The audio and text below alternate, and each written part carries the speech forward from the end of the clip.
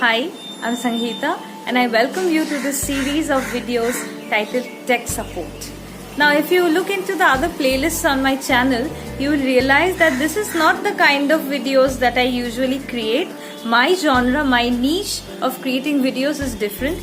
But then, a few days back, I received training on operating Google Classrooms from my school, and that is when it struck me that probably there are many teachers around me who are probably struggling with this whole system of conducting classes online on platforms like Google Classroom, Microsoft Teams, and so on and so forth. Now you know that the situations prevailing at present has completely been something different from what we have been experiencing all this while. So the way of education, the system of education has also gone for a toss, and much of the teaching learning process is happening online these days. And there are multiple platforms that are being adapted by multiple institutions. One such very popular platform of conducting classes online is Google Classroom. Okay, it is not a insecure platform like that of Zoom. It is a very organized, a very structured platform rather.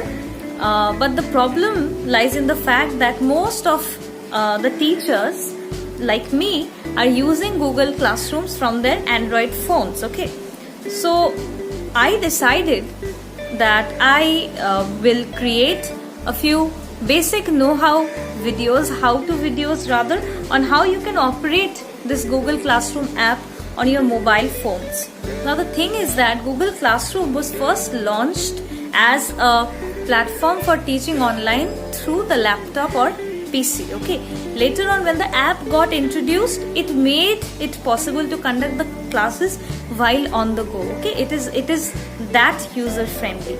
But the drawback of the mobile app is that many features that are available on the desktop or the laptop version of Google Classroom is not really included in the mobile app. But does that mean you cannot conduct your classes smoothly using the Google Classroom app on your phone?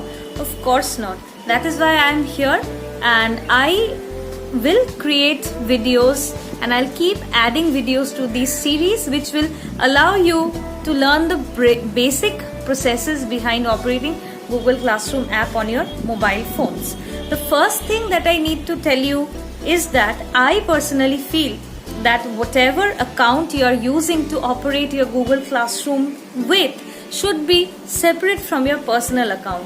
When it is the same account that you are using for Google Classroom and for your personal mails also, it becomes very difficult to organize the work that comes to you from time to time. Then the Google Drive associated with the classroom also becomes the same, and it becomes a mess. Okay, don't walk that path. If you take my personal opinion, please have a separate account. And if your school is already training you for that, you will already have a G Suite ID, and that will be an official ID given by your school. So the separate ID will not be an issue. You will already get it ready-made from the institution you are teaching from.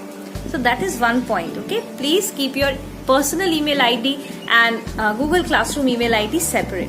The next point that I would like to tell you is that please download Google Docs and Google Sheets, these two apps on your Android phone. These two are the basic apps on which Google Classrooms usually function, and once you download these apps, your life will become far easier. Okay, you will be able to give assignments, correct them, keep a record of the marks, everything with the help of these two apps. Now the problem is that when we are using Google Classrooms on a laptop or a PC, the entire procedure is happening online. We are not having to download any software. Okay, everything is happening online. Alright, it's a separate website altogether, separate platform altogether.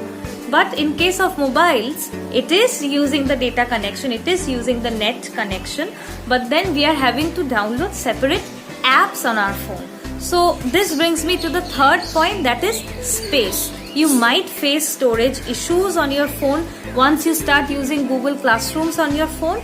So I personally would suggest that you delete the files that you no longer need, or you transfer it to some other device, okay, or you transfer it to a pen drive. There are many options available. OTG enabled pen drives are available nowadays. So get yourself one and keep the material that is unwanted or that can be moved to some other place away from your phone, so that it does not put a lot of pressure on your phone also, and it makes the usage of Google Classroom very easy. And last but not the least, most of the tech videos are created by male members of the YouTube community. I find the tech field to be a male dominated space. Of course, there are exceptions. There are women who are coming up these days with the know-hows on technical aspects of operating different things across the web, but then the number is still very low.